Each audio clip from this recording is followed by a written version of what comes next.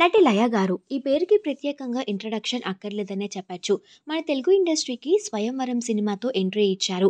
ఆ తరువాత వరుస సినిమాలు చేస్తూ అందరిని అలరించి తన అందం, అభినయంతో లక్షలాది మంది అభిమానాన్ని సొంతం చేసుకున్నారు. లయ గారికి మ్యారేజ్ అయింది. తన భర్త పేరు శ్రీ గణేశన్. అయితే పెళ్లైన తర్వాత లయ గారు అమెరికాలో సెటిల్ అయ్యారు. లయ గారి దంపతులకి 2 పిల్లలున్నారు. ఒక అమ్మాయి, ఒక అబ్బాయి. అయితే మళ్ళీ రీసెంట్ టైమ్స్‌లోనే తన సెకండ్ ఇన్నింగ్స్‌ని స్టార్ట్ చేసి మన తెలుగు ఇండస్ట్రీకి ఎంట్రీ ఇచ్చారు. హీరో నితిన్ నటిస్తున్న 'తమ్ముడు' సినిమాతో త్వరలోనే అందరినీ అలరించబోతున్నారు.